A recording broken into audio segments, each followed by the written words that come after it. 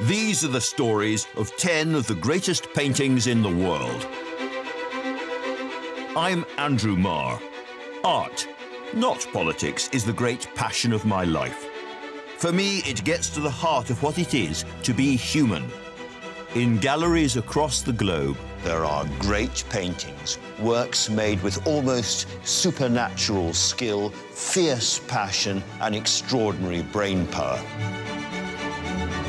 Now I want to tell stories behind some of the most iconic images in history, pictures like Leonardo's Mona Lisa, Van Gogh's Sunflowers, and Turner's Fighting Temeraire, paintings that represent the pinnacle of what people can do with paint and bristles. He created a brand new way of depicting the world. The colours would fizz and pop on the surface. It was like you could touch these people. It was like the portrait could speak to you. Behind every picture, there is a story. I'm going to peel back the layers to find out more about the lives of their creators and the worlds they came from. There was something about this middle-class Florentine housewife that intrigued him. Why are these the paintings we all know and love? How were they created? And what makes them the greatest paintings in the world?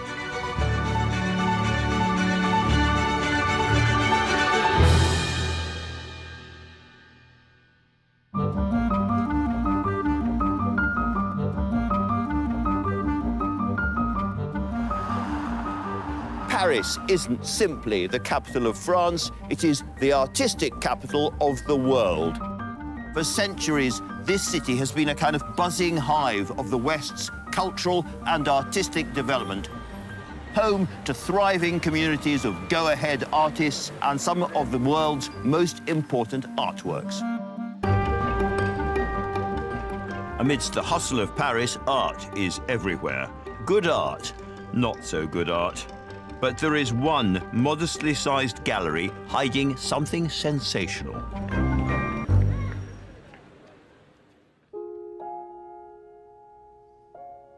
The Musée de l'Orangerie, built as a hothouse for oranges and lemons, holds one of the most extraordinary works that has ever been made.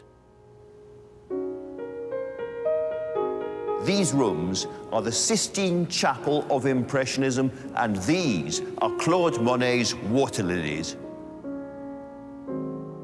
I've come here again and again, and I've been moved to tears almost every time. No artist had ever attempted to capture the rippling, heartbreaking evanescence of life like this, and no one has come close ever since. It's a 360-degree immersion into the glittering waterscape of a different and a better world. There are 8 of these huge, curved panels, and standing in this room, you are surrounded by them. It is an almost hallucinatory feeling. You have different moods and colors of the sky, wind scudding across the water, different times of the day. And it's very hard to know how close to stand to these pictures as well, because to really see any of them, you have to go to the far side of the room and look back from a long distance. And yet, to properly understand them, you almost need your nose rubbing up against the canvas so that you can see the blistered, scrumbled, erupting and falling effect of Monet's extraordinary paintwork, the fruit of many, many decades of arduous study. These were the last works Monet produced, working relentlessly for 12 years. With them, he created a vision of life that still speaks clearly over a century after his oil paint first dried. More than 1 million people come into these rooms for that sense of serenity, and they walk out feeling calm and serene and reassured about the world, which is exactly not the story of the origin of the pictures.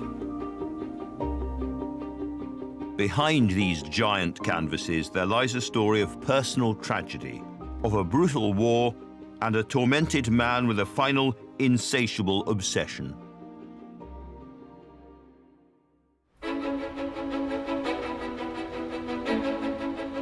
Claude Monet was born in Paris in 1840. His father wanted him to go into the family grocery business, but it wasn't for Monet. He spent a lot of time out of doors, which is what fueled his passion for nature. And he was a brilliant caricaturist, and he was always, as a young age, drawing people. Monet was a rebel right from the start, a man destined to change French painting forever. Using new, industrially made, easy-to-carry paints, he developed a fresh way of painting outside, trying to snatch fast-changing light and colour. Like an athlete against the clock, he worked with a frantic urgency, desperate to catch a moment before it vanished forever. He would go out to the riverbank, set up and begin capturing very quickly the scene that he saw in front of him, catching the interplay between light and shadow, capturing how the light changed and getting this very immediate image. He was concerned with visual sensation, something that is almost an emotional response to a scene. But this style of painting ran counter to the art establishment around him. You see the type of painting that was in fashion, very grand, serious, that today we dismiss as bordering on the sentimental. Painters were still doing mythological scenes or doing scenes from the Bible or from French national history, Joan of Arc, for example. And there was an appeal for painters to paint modern life. Monet really was the one who maybe took it to the next level. In 1874, Monet and a like-minded group of hairy young radicals had their first exhibition to showcase this new artistic movement. Monet's contribution was a beautiful painting entitled Impression: Sunrise. It was a dawn scene of fishing boats in the harbor, and he did it very quickly, probably painted it in the course of a morning or even less than that. It does just give a suggestion of what's happening. The shadow of the boats on the water, so different from everything that had gone before. But unfortunately for Monet, who was struggling to provide for his young family, the reviews of the exhibition were utterly damning. Most people thought they were sketches made in preparation for something that was going to come after. There is shock, surprise, hostility. The critics said, do not go and see this work. It's the work of madmen. It's bad for your health. There was a health warning. One also said they are impressionists in that they do not reproduce a landscape, but convey the impression it makes. That is what gives birth to the name Impressionism. It wasn't a name that they chose themselves. It was a name that a critic gave them. And yet in these early works, with their immediacy, their freshness, you can see the stirrings of what was to come. His art might hover over the calm tranquility of nature, an art of gardens, rivers and meadows, but as Monet fought to make it, he was an increasingly tormented figure. He would physically attack his canvas. He would take a penknife and slash it. He would stamp up and down on his canvases. He would put his foot through it. And he would also set fire to them. People would arrive and witness a kind of bonfire of the canvases as all of the work that he'd been doing for the past day or two went up in smoke. To develop, Monet would need to get closer to the source of his inspiration, to look ever deeper, to stare ever harder. Although Monet's career was forged here, in the heart of Paris, his own heart was always somewhere else. And in 1883, in middle age, he decided to make a momentous move, which would change the paintings he made for the rest of his life. And it would mark the beginning of an obsession that would lead him to the creation of his monumental water lilies.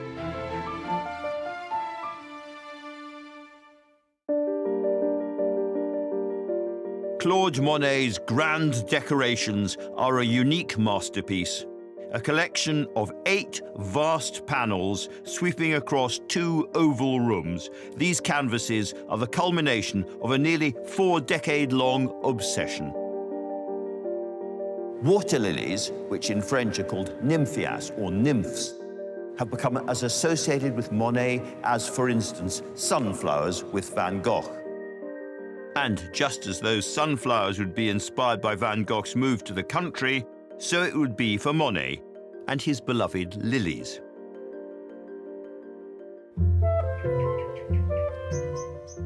In 1883, Monet arrived in the small village of Giverny and fell in love with a pink farmhouse, whose woodwork he painted a bright green. This would become a home for him and his growing family for the rest of his life. Plunging into its large, overgrown garden, he could shape nature to feed his art. At Giverny, it's hard to spot where the gardening ends and oil painting starts. The only time he found he was happy was when he was surrounded by nature and colour. He planted everything very consciously and created a kind of canvas, a living canvas that he could paint.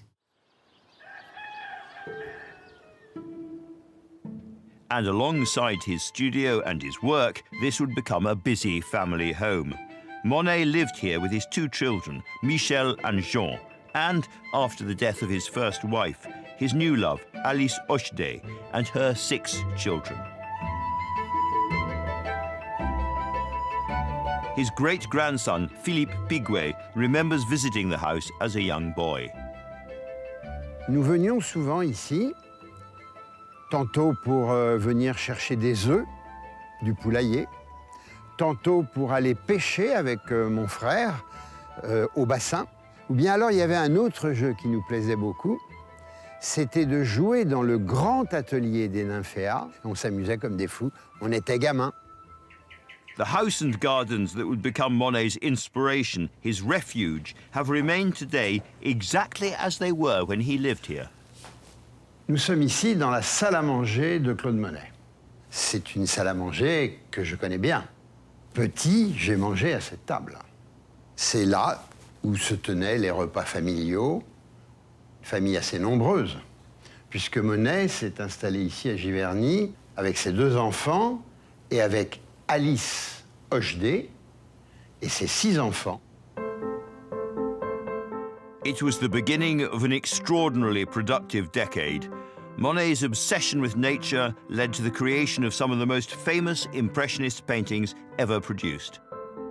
From the coast of Normandy to the boulevards of Paris, from cathedrals to cornfields, Monet chose images which spoke to the French people. His painting broke boundaries all the time and was often revolutionary, but above all, he was intensely patriotic. And the world quite quickly caught up with his vision. The artist who'd once been so readily dismissed began to find himself highly in demand.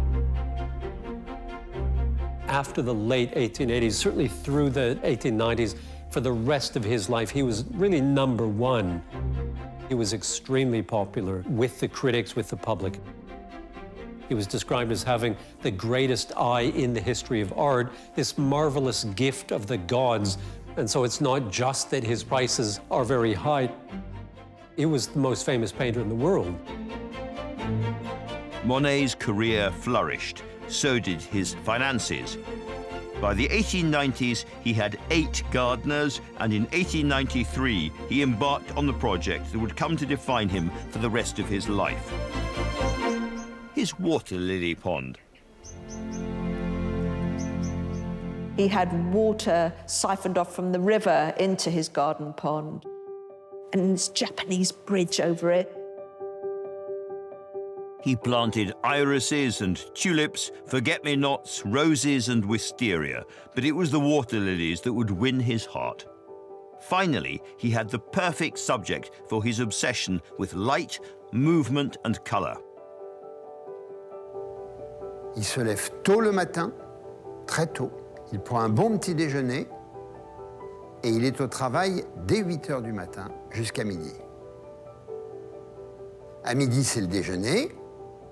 On se retrouve en famille, on prend le café, et puis ensuite, à 14 heures, il retourne à l'atelier travailler. Et il revient vers 18 heures, mais il se couche très tôt. Parce que, comme on le dit, qu'est-ce que vous voulez que je fasse une fois que le soleil est couché? In a letter, Monet wrote, "All at once I had the revelation how wonderful my pond was, and I reached for my palette, and I've hardly had any other subject since that moment." This was his passion project. Over the next 2 decades, he created around 250 canvases of the same pond, unaware that they'd become the inspiration for his great masterpiece to come. I've always been fascinated by this extraordinary and evolving body of work. Monet painted his water lily pond in every season, every time of the day, every kind of weather. He was obsessed by trying to paint what, strictly speaking, can't be painted. Movement. He was trying to capture the unstoppable shifts of light and colour on the surface of the water, what you might call the flicker of the real. Monet's brushwork changed with almost every piece, ranging from bold dashes and confident flourishes to gentle, fluid strokes. At times, he used a palette knife, building up layers to create the illusion of vegetation. 250 paintings of the same thing. Everyone is completely different. And you know, it's not just the time of day or the weather that makes them different, it's the mood as well. So there are kind of dreamy, languorous moments, saturated in light violets and purples. And then there are other paintings which are almost hallucinogenic, as if he was on some kind of drugs. The colours are so strange and so intense and so bright, you think, what was going on there? Nothing has ever looked like that. And there are others, again, where there's just a joyous, gentle, youthful, kind of exuberant, almost adolescent sense of colour. Bright blues, bright whites and reds, just something that makes you feel happy. For more than 20 years, Monet had lived a quiet but intensely productive life, hidden away from prying eyes, making paintings of his pond, his garden, and his family. But then in 1911, this quiet seclusion was brutally ended. In 1910, Elise was diagnosed with leukemia, and she died in May of 1911. Monet understandably was devastated. Elise truly was the love of his life. And in his letters to his friends, he would say, "I am annihilated. The painter in me is dead, and all that remains is the inconsolable husband." Cette photo est une photo qui représente Alice Monet. Elle est datée de 1910, 1 an avant la mort. C'est une photo que ses enfants lui ont donnée pour qu'il ait un souvenir de sa femme. She'd looked after him, she'd been his housekeeper, she'd been his beloved wife. Real love affair, and he just gave up. More bad news followed. When he finally turned back to painting, he had to accept he could barely see. His vision had started to become extremely blurred. This, for an artist, was devastating. And he really felt that this was now going to mark the end of his career. Monet had developed a cataract in his right eye. The old painter's misfortunes were piling up, and in 1914 he was dealt the cruelest blow of all. His beloved son, Jean, who was just 46, died. When his son passed away, he took it very badly. It broke him. He was completely despondent and despairing, probably at his lowest. He became so depressed that he stopped painting. He couldn't pick up a paintbrush.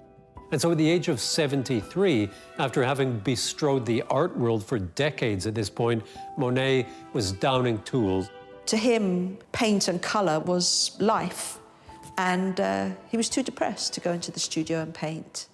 He wanted to stay in the sadness so that he could fully mourn for the family that he'd lost. For more than 60 years, Monet had made art continuously. But now, as grief overwhelmed him, he found he simply couldn't paint. If this master was ever to work again, let alone begin a masterpiece that would consume the rest of his life, It was going to take the intervention of an unlikely friend and further tragedy on an epic scale.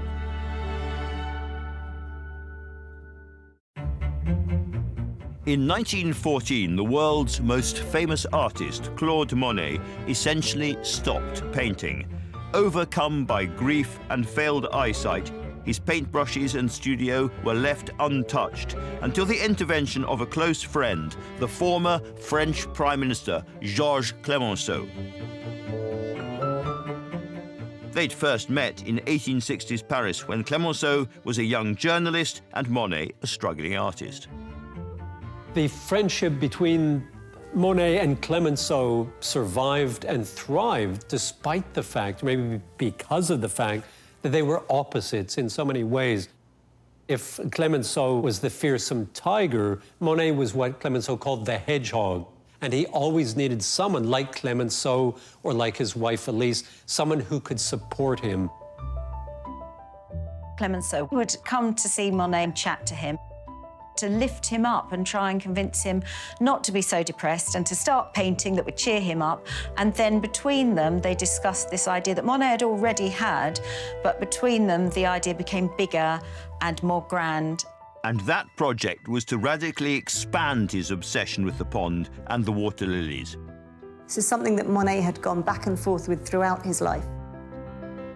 He's been painting the water lily ponds for years and years and years. And Clemenceau said, these are really rather good. And that was all that Monet seemed to need at that point. This would be more than a painting, it would be an experience in virtual reality.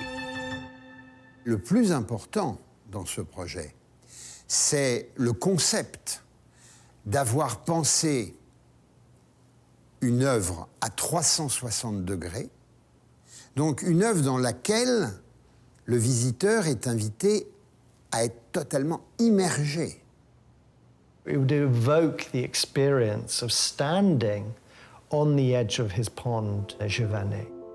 This would be on a scale Monet had never attempted before. Each canvas would be 6 by 14 feet, and he planned to paint a whole family of them. This was huge, this project. First of all, he had to paint the canvases in the garden because he didn't have a studio that was large enough. They were put on wheels so he could move them around and see what they looked like together. He replaced his old dilapidated studio with a new one specially built to fit his huge canvases. This was the greatest artistic challenge Monet had ever taken on, and time was not on his side. The peace and calm of France was shattered as the Great War now engulfed Europe.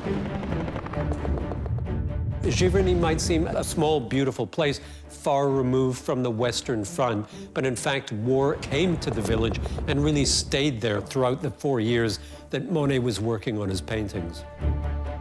Most of the villagers hurriedly abandoned their homes, not Claude Monet.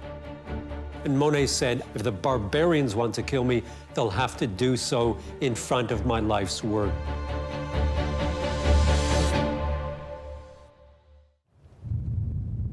He could hear the fighting, he could hear the bombs and the shooting. Within the first few months, so many young soldiers were killed. The war was personal to him. Giverny was only 50 kilometers away from the front line, and his stepson and his son were both fighting. He was also growing vegetables in his garden, which he would take to the soldiers in the local hospital to make sure that they had nutrition. With the war in such close proximity, Monet's methods became dramatic, almost frantic. His grief and encroaching blindness produced a frenzy of creativity comparable to Shakespeare in his prime or the last years of Beethoven. Painting was such an important part of his life that it was also something that can inspire great rages. As with many artists, with great art comes great temperament, and Monet was definitely no stranger to that. Never before had this prolific artist painted with such urgency and from such a dark, desperate place. It was all-consuming. He did not stop. That's what he was doing dawn till dusk. Monet was literally painting these beautiful works of art as France was experiencing the darkest chapters in its history. It was descending into the abyss. 1 million people were dying in France as he was working. And that obviously was on his mind the entire time he was working on them.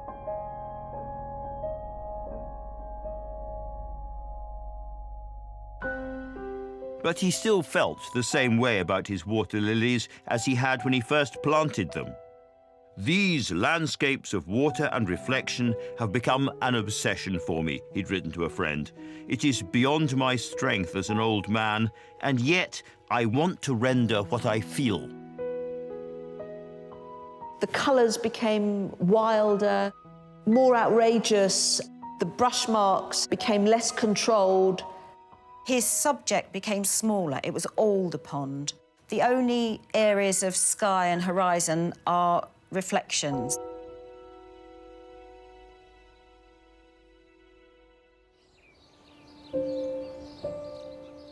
Finally, at 11 o'clock on the 11th of November 1918, the pounding of the guns ceased.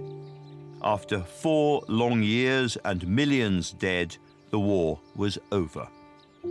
And the following day, the 12th, Monet decided that once his grand water lilies were finished, he would donate them to the French people.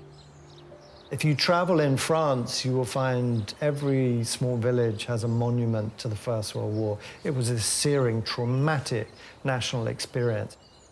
Monet, too, felt this tragedy and wanted to make this gesture to contribute something that would perhaps help avert war again and at the same time commemorate the sacrifice of a whole generation.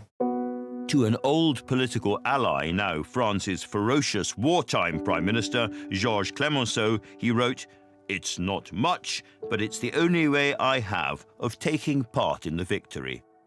When you think about it, these are a very strange proposition for a war memorial. Most countries get great granite columns or stone arches or heroic soldiers done in bronze. And France, what does France get from Monet? France gets some reflections and aquatic plants. But what Monet, in his wisdom, realized was that grief-stricken, harried, anxious people needed a contemplative, even a philosophical experience. These colossal canvases were meant to speak to the spirit of a nation ripped apart by the most brutal conflict the world had yet seen. But rather than hand them over at the moment they might be needed most, Monet couldn't quite let them go. Monet never felt that he'd finished his paintings, these grandes décorations that he called them. He always felt he needed to do more. He needed to add a bit of paint here, a leaf there, a petal here. Monet was a perfectionist, and I don't think he was ever happy with any of his paintings. I think he always felt they could be better. One of the wonderful quotes he has is when he wrote to Clemenceau and said, "When I am dead, I shall find their imperfections more bearable." While alive, he could never accept them, and he could never accept that this was everything that he could do. 8 years after the end of the war, on the 5th of December 1926, Monet died, aged 86.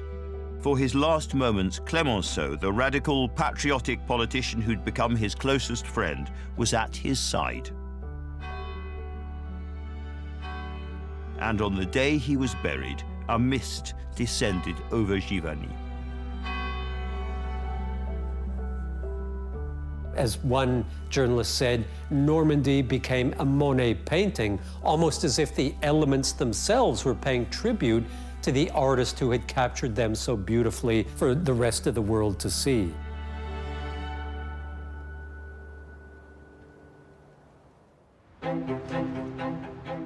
Shortly afterwards, his vast panels were transported from Giverny to the Musée de l'Orangerie in Paris, where they were installed exactly as Monet had prescribed. There was nothing like them anywhere. The shape of the 2 oval rooms meant those who visited would have no sense of where the cycle of canvases began or ended. He'd very carefully decided which ones he wanted alongside each other, adjacent, juxtaposed and all in the gallery. They are exactly as he would have arranged them. We get to see, when we go into those two rooms, an art exhibition curated by Monet himself. These were the paintings that he hand-picked. He wanted people to be surrounded by them, which meant they had to be displayed in a panorama. What we would describe today as an installation that would be immersive. What Monet had imagined was a way for the viewer to escape into his world. Monet made these pictures so big for a purpose. They surround you, they envelop you. And because they're so big, you can't simply concentrate on one part of one picture for very long. Your eye is caught endlessly by the next thing. And as you let yourself be surrounded and enveloped by these pictures, you get a sense of timelessness, of endlessness.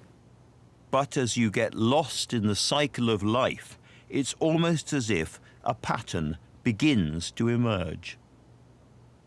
After a while, you realize that what's happening as one bit of one picture fades into another bit of another picture, as one color bleeds into another color, every color is changing and morphing and rippling around you, and you realize after a while that these are perhaps the world's only really successful paintings of time moving.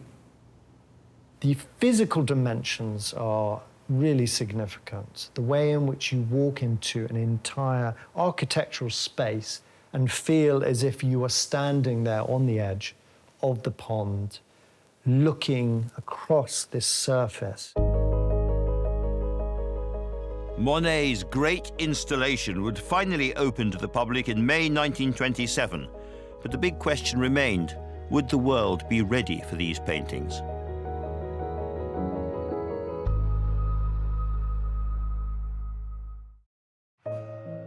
Claude Monet's grand decorations, the culmination of a lifetime's work and his gesture to the French people after the First World War, were finally ready to be unveiled to the world after his death.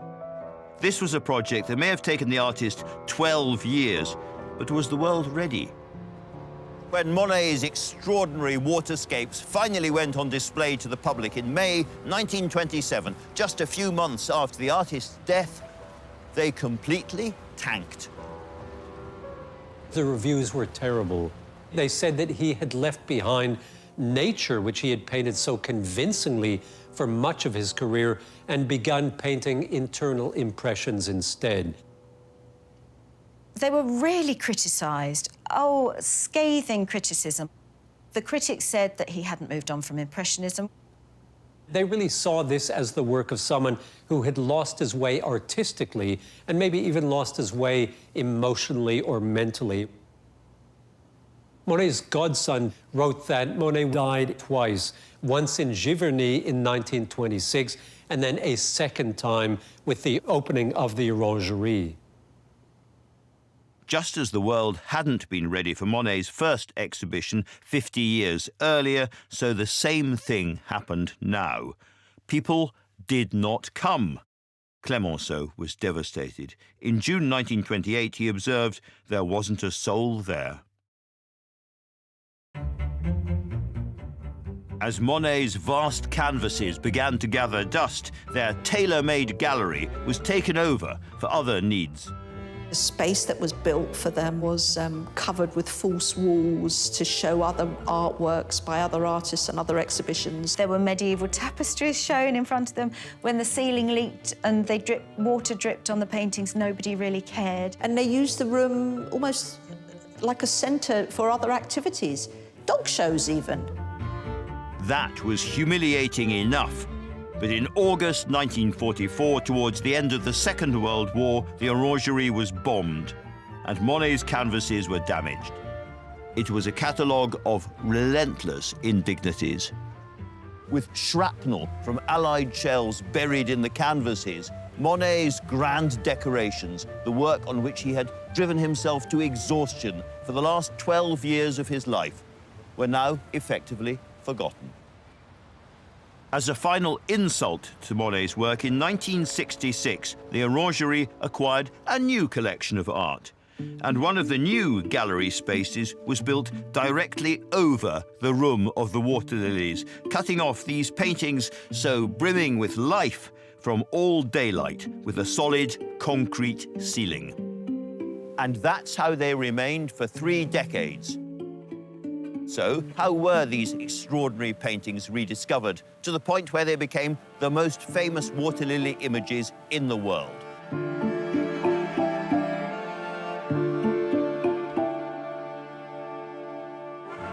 Just off Fifth Avenue stands the spanking new home of a nationally important institution, the New York Museum of Modern Art. The next chapter of this story begins in New York, in the then achingly cool Museum of Modern Art. Inside was one of Monet's water lily paintings, a forerunner to his grand decorations. While the reaction was negative in Europe, over in New York, people were flocking to see that. And it was becoming a magnet for a new wave of American artists, the abstract expressionists. They painted big, and they wanted to see the vast canvases that the smaller water lily paintings had inspired. Every young American painter coming to Paris flocked to the Orangerie to pay homage to the great Claude Monet and to see these paintings that they had been hearing about for themselves. And they were astounded by them. They absolutely loved them, went back to America and started to paint, inspired by them. Rothko, Jackson Pollock, de Kooning, artists that could work big, and artists that could use their whole arm to paint with. Monet, the master of European Impressionism, was now becoming a figurehead for American abstract art. Monet n'est pas un peintre abstrait, mais il ouvre les portes d'une possibilité de l'abstraction. Et ça, c'est une qualité qui le met au sommet d'une histoire de l'art du XXe siècle.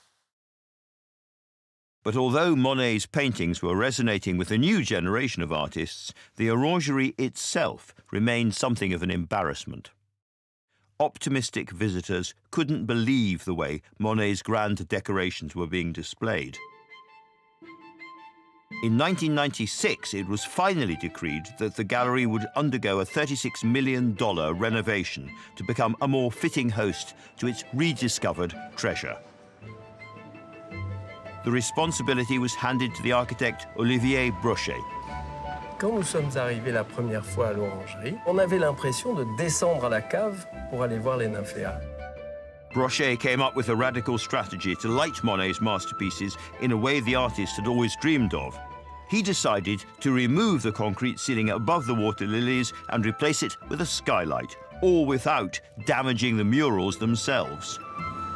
C'est un défi technique immense. Les murs que vous voyez, on ne peut pas la déplacer. Et on ne peut pas décrocher ces peintures du mur.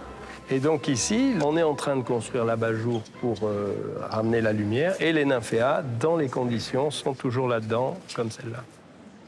Now sitting deep in the heart of a construction site, Monet's canvases had to be protected by specially made cases. Sur toute l'œuvre, il y avait des palpeurs, tous les 20 cm. Et dès qu'on faisait trop de vibrations au-dessus, il y avait une alerte et le conservateur venait du Louvre et arrêtait le chantier. Très souvent, nous étions obligés d'arrêter le chantier et ça a beaucoup ralenti le chantier. It took 6 years and almost $40 million, but in 2006, the doors finally reopened. And this time, the public was ready. You couldn't get more different from the time they were first displayed in 1927. People celebrated, media news went round the world, everyone was queuing to see them. The paintings were utterly transformed. That space was transformed, and you could finally see the paintings as Monet wanted us to be able to see them, in a kind of natural light, in a beautiful kind of luminescence, which was the sort of light that he strove to paint throughout the course of his entire lifetime. Notre grande fierté, c'est d'avoir, d'une part, restitué la primauté, la pleine présence de l'œuvre de Monet comme il l'avait voulu, comme il l'avait installé. Elle a retrouvé son esprit d'origine. Cette incroyable immensité picturale dans laquelle il nous invite finalement à nous plonger et dans laquelle, par le biais de ce bassin, il a capté quelque chose de la beauté du monde. Et c'est là où Monet est un pionnier total. From being forgotten, they now have a unique importance in the life of this city. The grand decorations are so special because they were a tribute to the French people. They were a tribute to the war. It wasn't just water and trees. The trees were almost bowing in respect to the Parisians.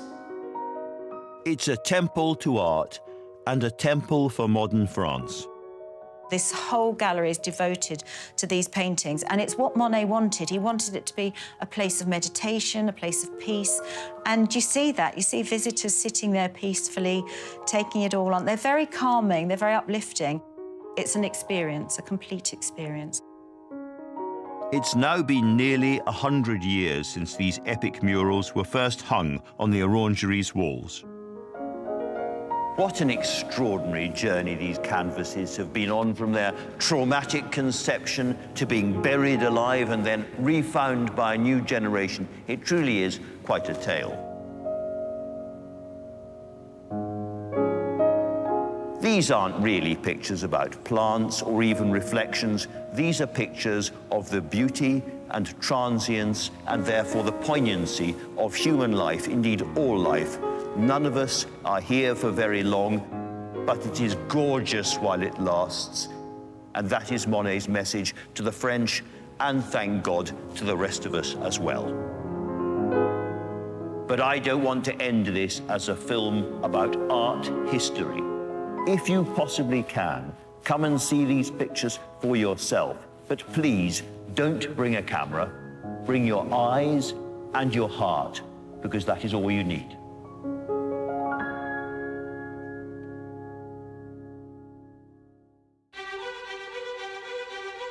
Next time, the quintessentially English landscape. You want to be there and feel the wind in your face as the clouds scud over your head, which sparked an artistic revolution a long way from home. French artists cannot believe the originality and the freshness of Constable's approach. I go behind the canvas of John Constable's Wain.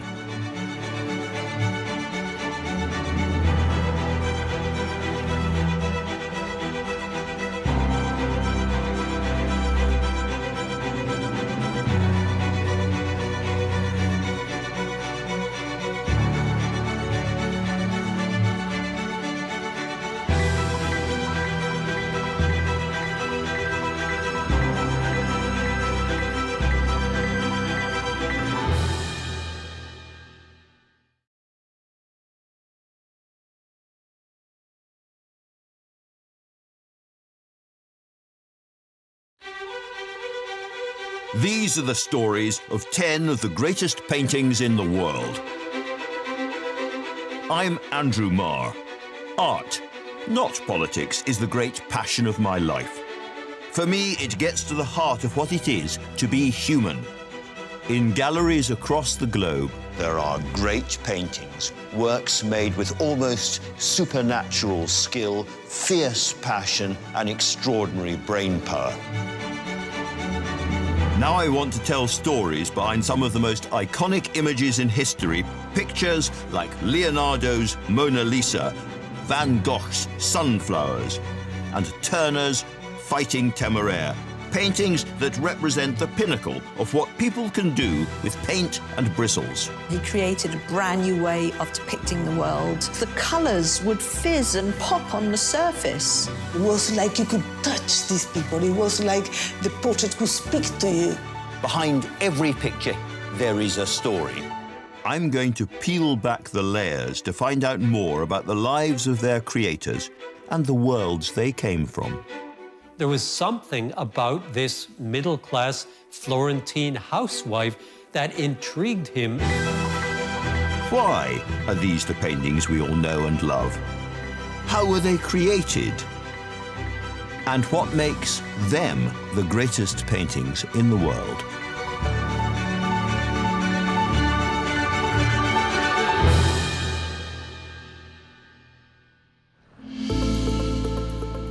Success in the modern world of art is not found in the small details. It's measured by scale of ambition, by price at auction, and your media profile. In short, size matters. This is Tate Modern, the triumphant monster among contemporary art galleries. And with nearly 6 million visitors a year, it's in the top 10 most visited galleries and museums all around the world. So, in a colossal space like this, it's entirely right that we find a hugely important painting by a giant of modern art whose fame is on an equally vast scale. When asked to name the world's most famous painter, more than 90% of us choose him. His paintings are so utterly distinctive that when you see this one whole, there is no question about who painted it. This could only be by one person, Pablo Picasso. It's his Weeping Woman, painted in 1937, and nothing quite like it had ever been made before. Once seen, however briskly, never forgotten. This is one of the most unforgettable of the many remarkable images that Picasso made during an immense career that dominates the art world of the 20th century. For a picture so strong it almost jabs you in the eyes, it's really quite small, and the subject could hardly be simpler. A woman wearing a red hat is crying. She's holding a handkerchief, and she is so grief-stricken, she's more or less chewing it. It's deceptively simple, even cartoon-like. Her face has been shaped using thick black lines and painted using a striking combination of bright acid colors and much darker reds and blues. This is a woman in torment, racked with wrenching anguish. If you look at Picasso's treatment of her face, the tears are like little raindrops or jewels, and her face is marked in grief, almost as if she's been clawed by a tiger, those deep, deep gouges and scratches in blue on the face. You very rarely see visible teeth in portraits, and the teeth are there, again, emphasizing the ugliness almost of grief.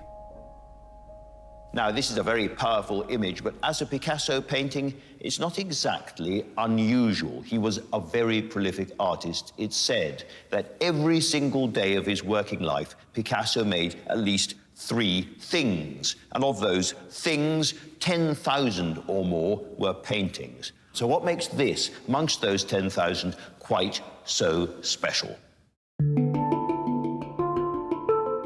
Well, this is an image painted at an important hinge in the artist's life, when a horrific event in Spanish history arrived at a tumultuous moment in Picasso's complicated love life. To really understand this picture properly, we need to go back more than 100 years to the story of the young Picasso, an arrogant, cocky young man determined to take the entire art world by storm. For an arrogant, cocky young man who wanted to make his name, there was only one destination. Even from the earliest years of his life in Spain, where he was born in 1881, the place that drew this prodigious talent like a magnet was Paris. Anyone that wanted to be a serious artist had to learn about art seriously, and that was happening in Paris. And all the galleries as well, the Louvre, Musée d'Orsay, the beautiful Arc de Triomphe. People flocked to Paris. And for a young man like Picasso, there were, let's say, other attractions when he finally arrived in 1900, aged all of 19. There were the bars, the brothels. It was fun, it was inspiring, and it was the place to be. There was this kind of bohemian mix which was going on in Paris. It attracts artists, they meet and socialize. But most importantly, they are debating the future of art. They are innovating together, they are taking risks. I think Picasso was there just exactly at the right time. The main influences during the early part of his time in Paris were stars of the previous generation, like Renoir and Toulouse-Lautrec. Like them, Picasso painted the world he saw around him in Montmartre, the beggars, bohemians, musicians and dance halls. But to get noticed, he had to show them in radically new ways. This is where Picasso learns to be an artist. It's a place where he can really flower, where he can really develop, and of course experiment. And the outcome of these experiments are some of the most important and significant developments in modern art in the 20th century. One of the greatest of his breakthrough works was the almost ugly and still shocking The Ladies of Avignon, or Demoiselles d'Avignon. The Demoiselles d'Avignon was probably the most important painting of the first half of the 20th century. Picasso paints it in 1907. It's a brothel scene. It's drawn from his own memories of visiting a brothel in Barcelona when he was a young man living there. Picasso drew on his latest enthusiasm, African tribal art, and wrenched apart the rules of painting that had dominated Western art for centuries. But even that isn't what really unsettles the viewer. It's the blatant, unashamed animal directness of the brothel girls in their pain. Picasso has turned his back on the beauty and tenderness traditionally associated with nudes. And you're looking at them sometimes from very multiple angles. So you can see a woman's buttocks and then they're twisted round and you can see her inner thigh. And you get this kind of very intimate but quite brutalized view both of woman but also of humanity. We're looking at 5 women who do not sit there or stand there passively averting their gaze from the male viewer, but rather they return the gaze with this power, with this extraordinary confidence and sexuality. And this is what made the painting so disarming. Most who stood in front of it weren't sure where to look. Picasso's great rival Matisse first thought it was a bad joke. Matisse actually hated Les Demoiselles d'Avignon. He said that Picasso would be found hanged behind the work because it was so bad. It shocked some of his other friends, and it wasn't shown for a long time because it was regarded as so revolutionary, so kind of brutal, so powerful. The small coterie of Picasso's friends and admirers seized on this innovation, this moment, and understood and appreciated that art could never be the same again. Everybody knows that something dramatic has changed and you have to paint your way through it or you have to reject it, but you have to face up to it. Nowadays, many people argue that that picture was the real beginning of modern painting. But there's an enormous gap between Les Demoiselles d'Avignon and the raw emotional power of Weeping Woman. And to pursue Picasso on that journey, we have to delve deeper into his tangled emotional life and also visit one of the darkest and grimmest episodes in modern Spanish history. Picasso's Weeping Woman nods to everything he's best known for: unique methods, jolting colors, and of course the radical artistic style he personally invented. To understand the genius of this canvas, first, you need to understand Cubism. The great discovery or invention of Cubism, which Picasso and Georges Braque invented together just before the First World War, is that artists can see the world entirely differently. Instead of viewing as a single flat plane in front of them from one perspective, you can bring different perspectives into the same picture. In this 1918 still life by Picasso, he paints a table on which are strewn a guitar, playing cards, a bottle, pieces of table, half-hidden shadows. They're fragmented and jumbled up across the canvas like a broken jigsaw. Breaking reality down in order to build it up again is central to the idea of Cubism. You can, as it were, look around objects and behind them and emphasize their basic shapes. So you've got cylinders and globes and curves and lots of shadows. And by doing that, you see the world differently. Something as boring and banal as a bottle on a table or possibly a guitar suddenly looks interesting again for the very first time.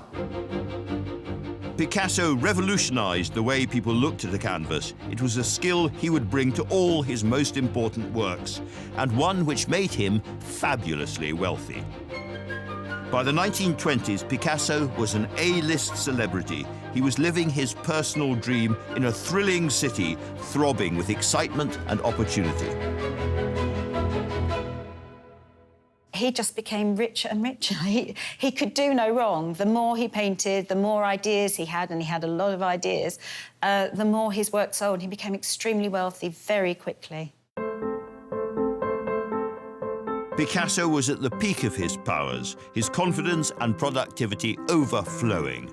But while he was driven by everything going on in his creative world, there was one place he looked for inspiration more than most. Picasso loved women. He loved them around. They made him feel good. As a man who was 5'4" and not particularly handsome, women flocked at his feet. Why? Because the time that they were with him, he made them feel special. He has many love affairs. He's very charismatic. He's identified early on as a great, enormous talent. He's very seductive, and he has many relationships with women who become his muses, the inspiration, a source of kind of rejuvenation to him. He referred to women as either goddesses or doormats and weeping machines. And it's extraordinary how they stayed with him, and they fought over one another for his love. And he depicted them time and time again. Every important work in Picasso's collection, including The Weeping Woman, was inspired by one of his ever-changing cast of lovers. But there were some who meant much more than others. One with whom he had a very long relationship and a daughter was Marie-Thérèse Walter. Her and Picasso's grandson is Olivier. My grandfather, Pablo Picasso, met my grandmother, my future grandmother, Marie-Thérèse, in 1927, in January, in front of the Galeries Lafayette. She was in the shop, he was looking at her through the window, and he waited outside, and when she came out, he said, "Hello, mademoiselle, I am Picasso, and I would like to make a portrait of you." So she was surprised because she had no clue who Picasso was. But she said that he was a charming man with a beautiful red tie, and this is how the story started. Marie-Thérèse was 17 years old. She was a perfect model for Pablo. She was innocent, and he was like a teacher. And step by step, she became totally addicted to this beautiful little love life. Marie-Thérèse was the latest in what was a rather long line of women whose character and looks inspired the by now world-famous Picasso to paint and draw furiously. But being his muse wasn't a poetic fate. Being Picasso's muse was not all it was cracked up to be. You might think, oh, but great, you're living the high life and you're in one of his beautiful villas and being taken out to bars and clubs. But it was a short-lived occupation. You had to be on call, hand and foot, 24/7. There may have been two of you on the go at the same time, and you may not have known about the other one. And it was hard work. You would have to pose for him. You would have to satisfy him. You would have to make sure that he was happy, that he was watered and fed. It was almost like looking after a child. Away from his studio on the Rue des Grands Augustins, and after nearly 10 contented and prolific years with Marie-Thérèse, Picasso finally began to find that his creative motor was running on empty. He'd had two very, very difficult years where he'd almost decided to give up painting altogether and become a poet. And in fact, he joked that on his tombstone he would like to have Pablo Picasso, poet, one-time painter. But there was new inspiration on the horizon. In 1936, Picasso was at the Café Les Deux Magots, a chic and happening hotspot for Parisian intellectuals and artists, when he was introduced to a woman called Dora Maar, who would eventually be the model for Weeping Woman. He saw this sophisticated lady seated here.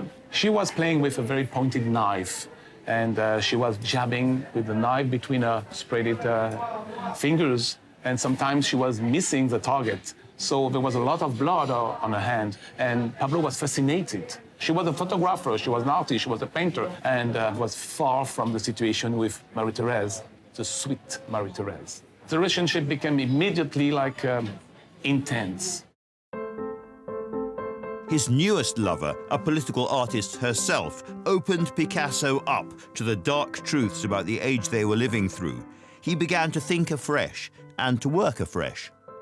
And he needs something different. And certainly in the 1930s, when he encounters Dora Maar, he really needed somebody who was dark, deep, a woman who was highly intelligent, creative. Dora Maar was really as much of an artist as Picasso was, but because she was a woman and it wasn't the #MeToo time, she didn't have her chance. In these two portraits, we can see just how starkly their different characters impacted on his painting. In 1932's The Dreamer, Marie-Thérèse is presented lying back in a post-coital reverie.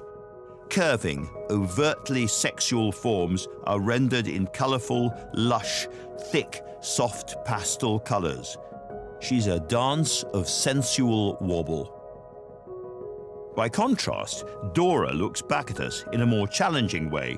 She blazes with personality. At her ear, drinking from her mind, is a bee, which some suggest may be Picasso himself. This same bee would reappear in Weeping Woman, feeding on a tear. Red fingernails, like that bloodied knife, match the challenging pout of her mouth, and she's all acidic colours and angularity, not cuddly, but incisive. So it's unsurprising that it's Dora who would now change the way that Picasso thought and painted. Picasso thought that she was extraordinary. She was gutsy, she was fiery, she was not afraid, and he found that very attractive. It was at the height of his affair with the more mature and challenging Dora, early in 1937, that Picasso was asked to paint something for the Paris International Exhibition, a huge art show opening that summer. He accepts the commission, and it's going to have to be pretty fast because it has to be finished by June. And the evolution of the painting is quite strange because Picasso has absolutely no idea for the first 2 or 3 months what he's going to do. Picasso struggles. He got this kind of block.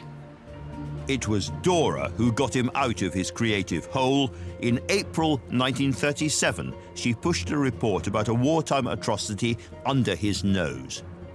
It was Dora Maar who brought Pablo's newspaper showing that a village in Spain has been attacked by German planes, dropping bombs everywhere.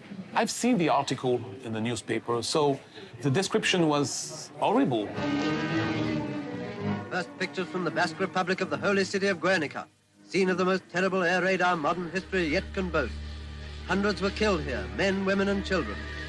4,000 bombs were dropped out of a blue sky into a hell that raged unchecked for 5 murderous hours.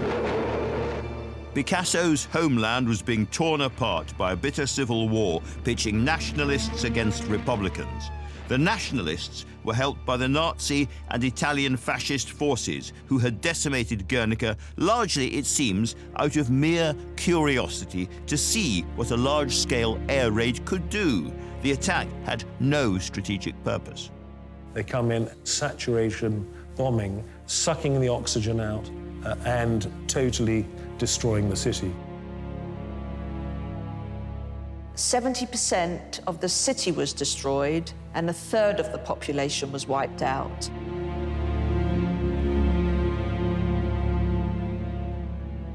The first time that there has been bombing of that scale in Europe. It's the catastrophe which alerts us to what modern warfare was going to look like. Reading about Guernica, Picasso was incensed, and he knew he'd found the subject for his Paris exhibition mural. He said and believed that art is the lie that told the truth, and he wanted the world to know. And Picasso was such a big, majestic superstar now in the art world that he felt that the only way to communicate the truth was through art, because art communicates better than any language, and and it breaks down language barriers. The work he painted furiously in just a few weeks, the precursor to his Weeping Woman, is called simply Guernica. It now hangs in Madrid's Reina Sofia, where more than 4 million people come to see it every single year. Manuel Borja Virel is the museum's director. He had many photographs of bombings in Spain. We know that he was looking at the newsreels, we know he was looking at the newspaper, and he's trying to understand this period and using media of the period, but through the tools of a painter. So that's why the painting is black and white, which is the color of the newsreels. This lack of colour gives added impact to a canvas full of writhing, screaming, dying people and animals, rendered in flattened, cubist caricature. He reacts with this painting to all these horrors. He reacts also to a new type of violence, the fact that the murder of a complete population could be done in a kind of administrative way. In 1937, Picasso's mother wrote to him from Barcelona. She described how smoke from the burning city was making her eyes water. And it was this image of a crying woman in a devastated city that then began to play on his mind. In this painting, that distraught woman is a hugely powerful figure. The real-life model for this and the Weeping Woman was Dora. As Picasso worked, Dora was constantly at his side, photographing his progress. She even added the flex on the horse's flank herself. We see that the tongue, that the scream of the woman could be like an arrow against the bombs, an arrow against the monstrosity, and also the breast. In many cases, they are like bombs, and the top of the breast is like the fuse of the bomb. So what he's telling us is that there is an element of resistance and an element that will be able, through poetry, through the communality of the suffering, overcome the barbarity of the monstrosity of the war.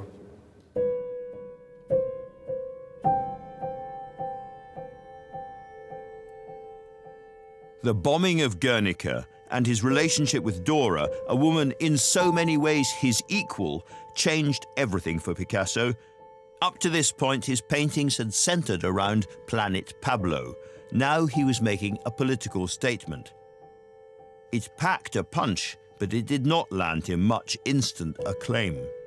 When the painting was first presented in 1937, I mean, of course, there was a group of people that thought it was great, but many people didn't like it. For some avant-garde artists, this was too much of a billboard. This was too much of a propaganda element. On the other hand, many people thought it was too abstract. So in a way, Guernica was caught between the people that thought it was too obvious and the people that thought it was too abstract.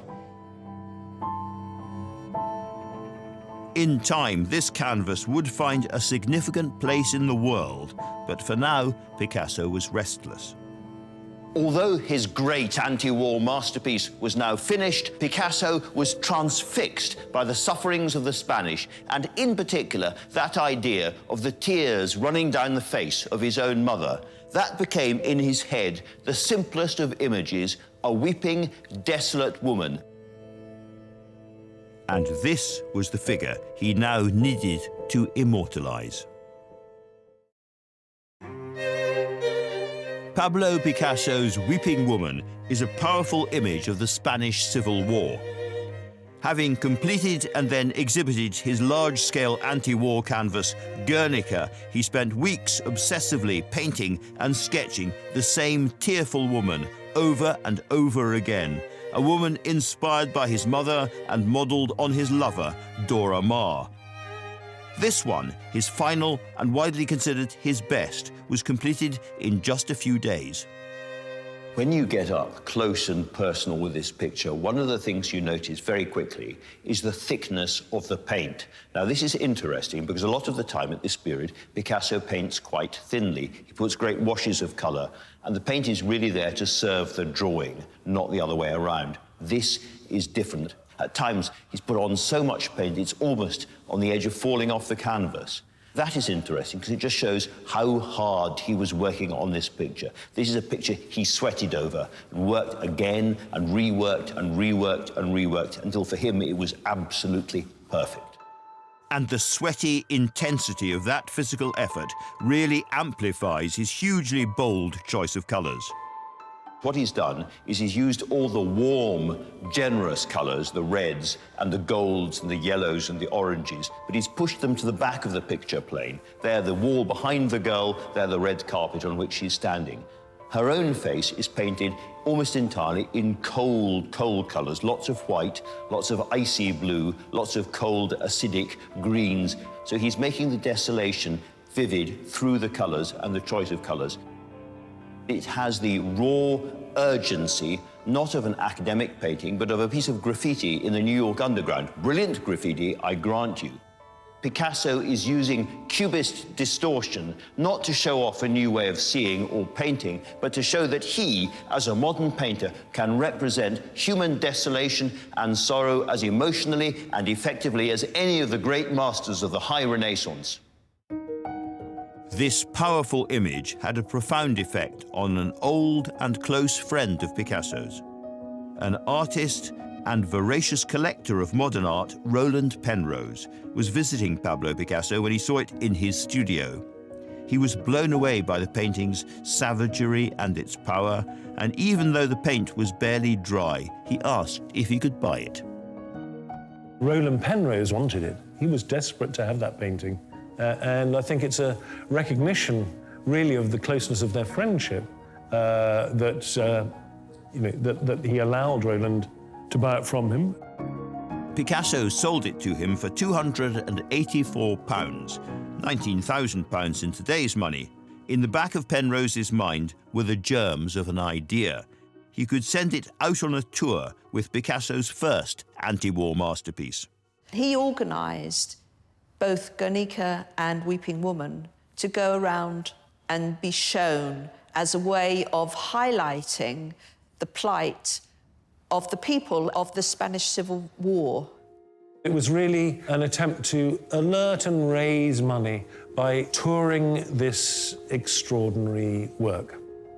First of all, it starts in London in the Burlington Galleries, just off Bond Street. And it's not a huge success, but it is supported by people like Virginia Woolf and E.M. Forster, and who give subscriptions to showing it. And it visits other towns. I think it goes to Sheffield. And then it comes back to London, to the Whitechapel. And 15,000 people come to see the painting. It is opened by Clement Attlee, the leader of the opposition, leader of the Labour Party and subsequent Prime Minister.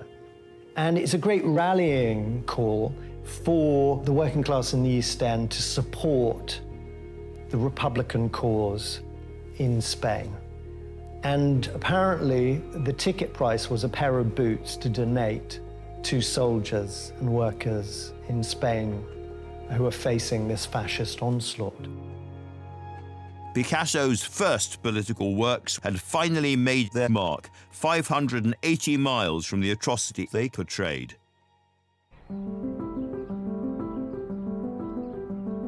When the now triumphant tour was over, Penrose took Weeping Woman back to the home he shared with his wife, the photographer Lee Miller, and their son Anthony. He still has very strong memories of the man who painted it, his father's great friend, the now middle-aged Picasso. When Picasso came here in 1950, he immediately liked it. He felt very at home. He liked the animals on the farm. And he liked things like plum pudding and stuff like that that my mother gave him to eat, and Scotch whiskey. He was very keen on that. At the time, Anthony was just a child. Well, I was instantly drawn to Picasso because he had this incredible warmth and friendliness and this capacity to really engage with me as a child. We invented a game. I was the bull, and it was my job to put my horns on and charge across the room and try and knock Picasso over, but he was so quick on his feet that he'd jump out of the way at the last minute, and I would go splat into the wall, and I got fed up with going splat into the wall, so I thought of a different strategy. And I watched and waited, and when he wasn't looking, I crept up and I bit him. And he bit me right back. And in the moment before I started to yell, My mum heard him say, "Huh, that's the first Englishman I've ever bitten." Picasso's Weeping Woman also left its mark on the young Anthony. I guess I must have been about 8 years old, and I asked my mum, "Why is the lady crying?" And she said, "The lady used to live in a town called Guernica. And one day, without any warning at all, airplanes came over and started dropping bombs, and they killed lots of people, and they set fire to the whole place, and they might have even killed her little boy." It gave me an enduring fascination with what was behind that painting. If you look at the woman's eyes, you can see what appear to be the silhouettes of airplanes. Now, she'd probably never, ever seen an airplane in her life before, and suddenly they were there droning through the sky and dropping bombs and killing everybody. That image would have been seared into her retina, if you like, forever. We can see that she is absolutely distraught.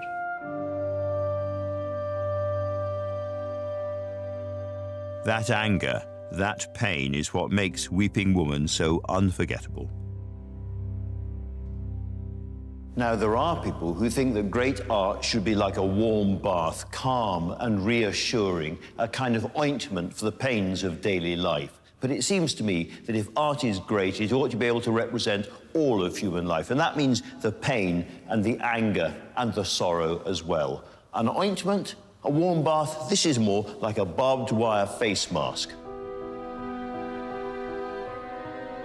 The Weeping Woman was an extraordinary painting to have on the walls of Penrose's London flat, and it had been part of their lives for more than 30 years when the next page turned in the remarkable story of this painting. Roland and his wife Lee were at home in their Sussex farmhouse in April 1969 when they got a phone call. It was my father's housekeeper from the apartment in London, and she was distraught. She was sobbing into the phone. The place had been broken into, the whole place had been trashed. The thieves had stolen absolutely the cream of the crop. There were several Picassos. There were, of course, some really important works, but the star of them all was the Weeping Woman. She had gone. My parents were absolutely devastated. They didn't have those paintings in their lives because of the monetary value. They had them there because of their importance as works of art, and to have them taken away, it was like a bereavement. It was a really shattering loss. Picasso's great and troubling portrait had vanished, if not into thin air, then certainly into the grey London smog. By coincidence, the Metropolitan Police had just established a specialist art theft squad who are now on the case, and a reward worth nearly £500,000 in today's money was offered. The investigation into the theft went on for quite a long time and not much happened. But then the police found an informer who pretended to be a go-between between Roland and the thieves. And the police were tailing him when the thieves took him to where the paintings were hidden. It was in a shop in South London. Unknown to anybody, that day, a demolition team had moved in to tear down the shop and give it a makeover. So the thieves saw what was going on, and they just went straight on past, and the police were following them, went straight on past, and the whole thing came to nothing. It seemed as if this great painting about loss might itself be lost forever. Picasso's Weeping Woman is one of the artist's earliest and most powerful pieces of political propaganda. An image of a distraught woman which speaks to us as powerfully today as the year she was painted in response to a wartime atrocity. But in 1969, after more than 30 years as part of a private collection, hanging unseen in a London flat and frankly forgotten by the wider world, this extraordinary painting was stolen right off the wall. The Penrose family were terrified that Weeping Woman had disappeared forever. A major police sting operation had failed dismally, and unknown to all but the thieves, the paintings were hidden in a shop which was about to be gutted. Two of the workmen were tasked with clearing out all the junk, and they went into the basement and they pulled out the works, and one of them said, "Oh, it's all rubbish, burn it." And the other one, he thought, might be a bob's worth in this. And so he took the Weeping Woman to an artist's materials shop. They saw that it was hand-painted in oils and it was signed Picasso, so they thought it might be important. And they called the police. And of course, all hell broke loose in that moment. Stolen from under their noses and coming perilously close to being dumped in a bin, Weeping Woman was finally back, safe and sound. My father went to Chelsea police station, where they were all stacked up in a cell for safekeeping. And he said, for the first time in his life, he wept for joy to see them all back and safe. The responsibility of owning such a painting could not have been made any clearer. And in 1987, Anthony's father gave Weeping Woman to the Tate. And she's been there ever since. She's meant to be out there, telling people about the atrocity of war. For the first time in half a century, Picasso's masterpiece was on public display. People flocked to see it and experience for themselves just how remarkable she is. It's very bold, it's very powerful, and of course, intensely sad. And I think you get almost the feeling of the emotion of her. The painting, I think, is universally moving, and that's Picasso's brilliance, that's his achievement. He's able to take the particularity of that story of these poor civilians bombed from the air, terrified, injured, suffering, and make this very personal, private painting that speaks of kind of universal pain and grief, that eruption of sorrow that cannot be constrained. I think it embodied everything that people understood about that whole era and the tragedies that occurred, not just in the Spanish Civil War, but also in World War II.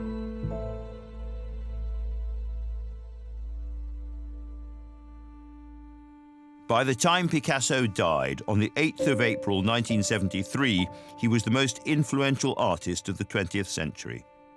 His Weeping Woman is a hugely important part of his legacy. But what about the woman who inspired the painting? Picasso's relationship with Dora Maar lasted until the 1940s, when he dumped her for his next muse.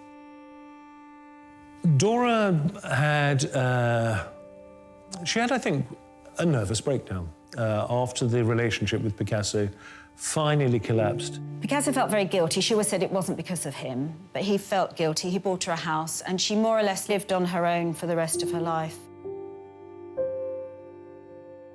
Weeping Woman is actually the best painting of Dora Maar because it showed her true soul, and I can imagine her weeping like that almost daily towards the end of her relationship and thereafter over Picasso. Of course, if you get too close to the sun, you get burnt. And that was the tragedy, in a sense, of Dora.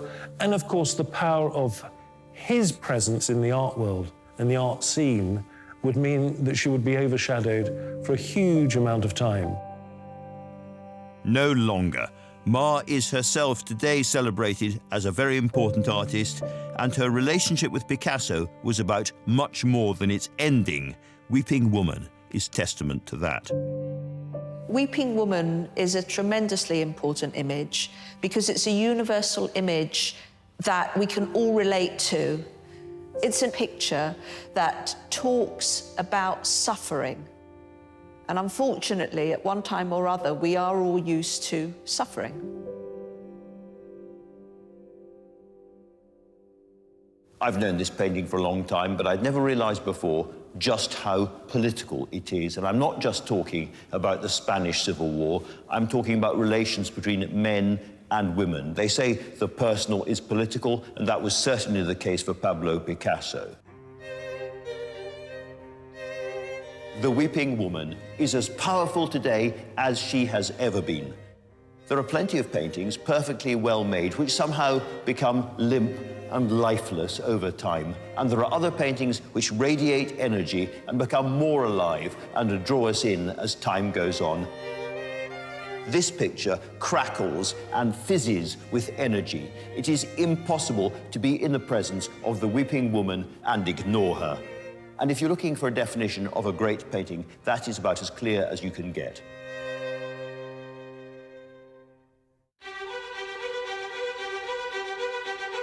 Next time, the final masterpiece of a truly iconic artist.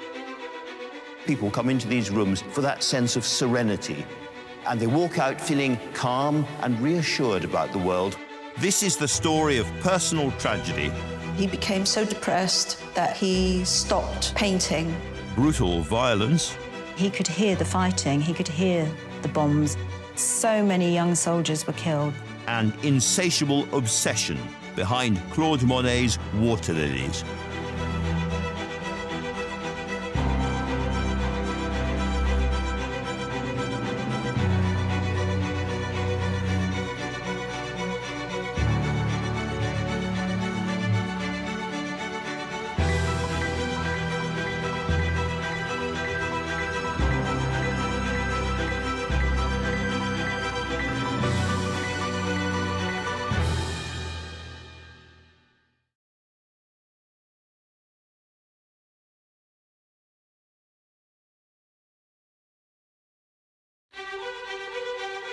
These are the stories of 10 of the greatest paintings in the world.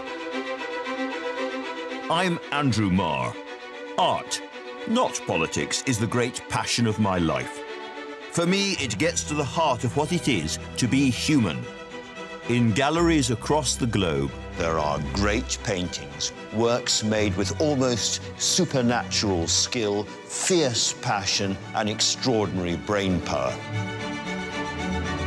Now I want to tell stories behind some of the most iconic images in history, pictures like Leonardo's Mona Lisa, Van Gogh's Sunflowers, and Turner's Fighting Temeraire, paintings that represent the pinnacle of what people can do with paint and bristles. He created a brand new way of depicting the world. The colours would fizz and pop on the surface. It was like you could touch these people. It was like the portrait could speak to you.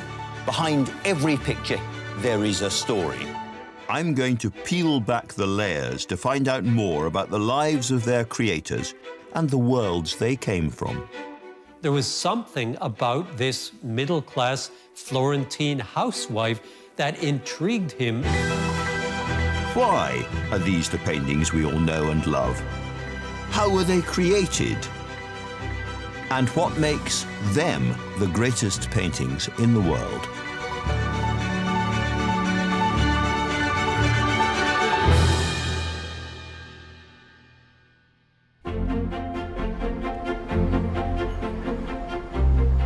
Ever since London's National Gallery opened its doors nearly 2 centuries ago, people have flocked through them for a glimpse of its exceptional collection. In the early days, there were only 38 pictures to look at here, as against well over 2,000 now.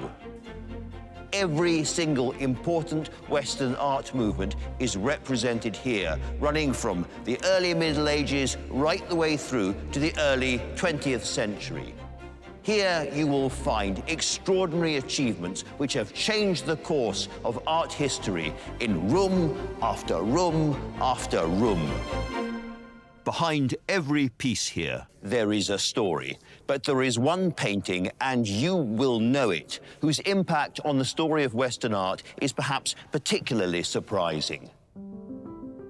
I'm talking about John Constable's The Hay Wain.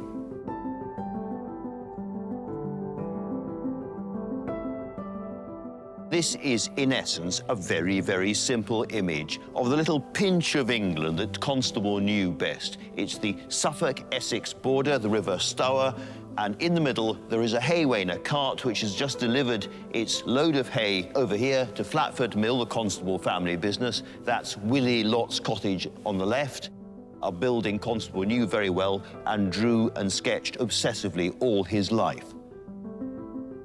In the far distance, you can not only see the harvesters scything and working away, little blobs in the distance, working very hard. You can, if you look really carefully, see a second hay wain, in this case, absolutely laden with hay, and the little boy sitting on top of it. It's almost completely disguised by the trees, but it's there. For such a gentle scene, it's extraordinary how it's imprinted itself on the national psyche. Everything is lapping and moving in a kind of gorgeous, midsummer, golden haze. I think the overarching feeling of this painting is calm and peace. There is a natural order, and all is well with this world. This is most people's ideal of what the serene English countryside should look like. But behind the canvas, there is an unexpected story. It is a story of rebellion, above all, a story of painting and working against the odds, of believing in yourself when nobody else will, and believing also that even in the most remote corners of the countryside, you can do new things so radical and extraordinary, they will spark revolutions a very long way from home.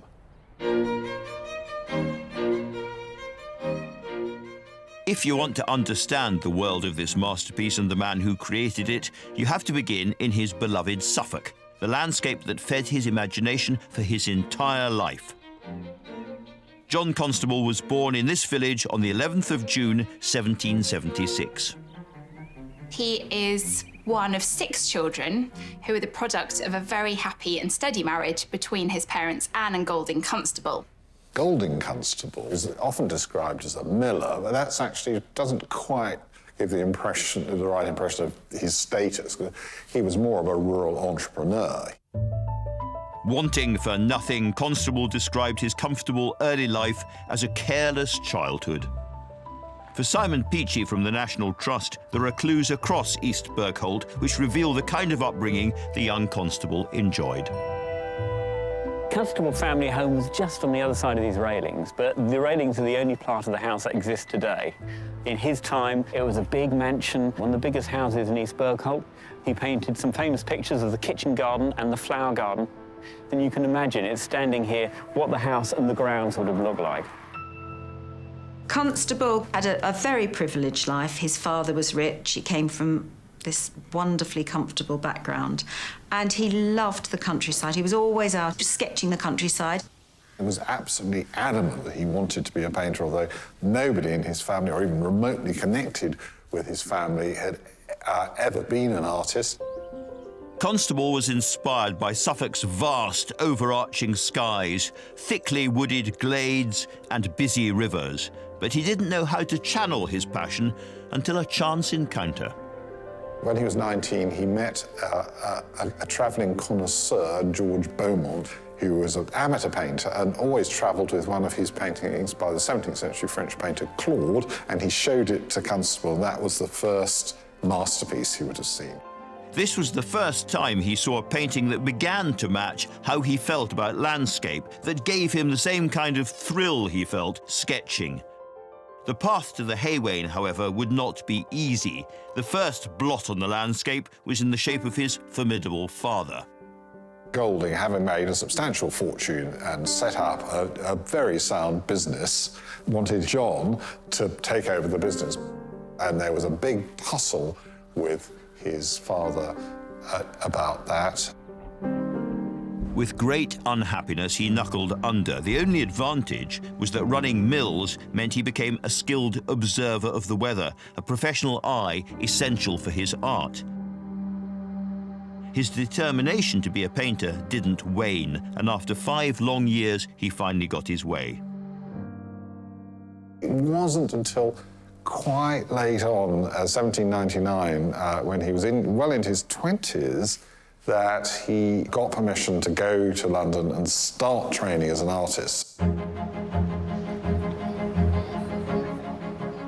Now 23, he headed for the chaotic hubbub of the capital to study at the Royal Academy. He was given a basic income of £100 to pay for board and lodgings by his reluctant father. That's only £8,000 in today's money. This meagre allowance meant that Constable was doubly desperate for success as an artist. And to achieve that, he first needed to get his landscapes into the great summer exhibition. If you want to be an artist, you have to make it at the Academy. This is a very real competition for money, for patronage, and above all, for reputation. And if you are exhibited in the Academy in what's known as the Great Room, where you will be seen by the great and the good, you know you've made it. But the great and the good barely got a chance to see Constable's paintings because even the few that were accepted were seen as drearily unfashionable. Constable has set himself a very difficult furrow to plough. At the time, history painting is considered to be the most prestigious. Instead, he's chosen to specialise in landscape, which is seen to be a much more inferior genre. And within landscape itself, he is also not choosing to do grand historical landscapes. Instead, he's chosen a type of scenery which actually would be considered by most people to be very bland, very workaday, boring, unexceptional sorts of places. Considering he was quite a mild-mannered man, one would think that he might have thought, well, I'll have a go at what everybody else likes. But no, he insisted he wanted to paint in this way. He was fascinated by painting nature as he saw it. But it wasn't just the subjects that failed to arrest visitors' attention. His relatively small canvases were lost against the vast classical landscapes by other exhibitors, like the hugely successful J.M.W. Turner. I think effectively nobody much noticed them. They were hung not just side by side on the wall, up 3, 4, 5 high, and in order to pick up attention, somehow it had to have some sort of real star quality, and Constable couldn't manage to muster that. Constable was surrounded by the painting superstars of the age, doing those huge historical canvases and glossy, fashionable portraits, exactly what the Royal Academy and its patrons really wanted. And at the same time, Constable was painting exactly what he really wanted, which was stunningly, amazingly unpopular. Unsuccessful, unappreciated and poor, the future wasn't looking bright for John Constable. But perseverance is all. He wasn't so far away from a masterpiece that would propel him to international fame. He realised that to get noticed, bigger would be better. Next up would be his famous 6-footers. It's hard to think of a painting more English than the Wain, a scene indelibly linked to the national psyche. And yet, for most of his life, its creator, John Constable, was far from a success. For an artist now seen as so very conservative, he was remarkably experimental, which didn't help sales. Now, it's not that he didn't want to earn money. Early on, he took church commissions, and all his life he painted portraits to keep the cash rolling in. But what really turned Constable on was the magic of the English countryside in all its seasons. The softness, the fertile freshness, and above all, those subtle, glowing colours. He was happiest when painting his placid scenes, but doing so in a radically new way. He valued what he saw in the raw, with his own eyes, nature unfiltered. He could only do this by working outdoors, which was both unconventional and irritatingly difficult. He believed you couldn't paint nature unless you looked at it. So he wasn't painting every leaf, but he was painting what to us looks extremely realistic, extremely naturalistic. And this was so radical for the time. At that point, most people painted in studios. And Constable was seen sometimes as a little bit mad for wanting to paint outdoors. It was a difficult process. Now you can buy little portable paint pots and little tubes of paint. Then he had to take his paints, most of which he would have made himself, in a kind of pig's bladder or some kind of animal skin pouch that would not let the paint go dry. It was a really big performance, and that's why most people didn't do it. Constable was seen as very unusual. Despite the innovation and the obsessive effort, all of which would eventually feed into his Wain, these paintings failed to find buyers. So when the struggling artist fell in love and married Maria, a childhood friend from a well-to-do family, the daughter of King George IV's solicitor, life suddenly became a lot more complicated. The romance of John Constable and Maria Bicknell is a Jane Austen story with lots of complications, opposition from the family, dramas, unexpected meetings, all that sort of thing. Neither family thought they should marry. Her family didn't like him because they thought he'd never be rich enough as an artist to support her. Constable still had a small share of the family business, but this didn't bring in much. So, to try to provide for his new wife and young family, he now needed to make his painting finally pay its way. It was not an easy journey for Constable. He struggled financially and emotionally all through his artistic career. And yet there was this drive in him to produce these naturalistic paintings, to carry on painting the skies in such detail and to paint the water. Even though he felt that he was a failure, he carried on, hoping that other people would see what he could see. The single-minded Constable would not compromise on the unpopular style or narrow subject of his paintings. He was extremely strong-minded, absolutely determined about what he wanted to do. And actually, one of the things about Constable is that he gets most of his major pictures for years and years from a few hundred yards of the river, which he knew intimately well. Then, in 1819, he widened his gaze and inspiration struck. Since his smaller canvases were lost on walls full of epic paintings, why not think a lot bigger? One of the things he does is to come up with a completely new kind of exhibition landscape, which he calls the 6-footer, where he explodes his River Stour scenes that he's so keen to reveal the everyday poetry and beauty of, up to a monumental scale that would be more readily associated with epic history painting. The first of these 6-footers is called The White Horse, which he unveiled to the Royal Academy later that year. Crucially, it sold. And finally, he felt that he was starting to get somewhere. These large-scale paintings really started to give him hope that he was going to make it as a landscape artist. For the first time, people really begin to sit up and take notice of him. I think the pictures are simply too big not to be noticed. Unsurprisingly, Constable planned to go big again with his next canvas, one he'd been thinking about and prepping for years, and the painting that would finally establish his place in history. The Wain evokes a Suffolk scene that Constable grew up with, and we know he knew very well indeed. But it was painted here in London, more than 70 miles southwest of the original subject. So, obvious question, how did Constable get that juicy freshness from so very, very far away?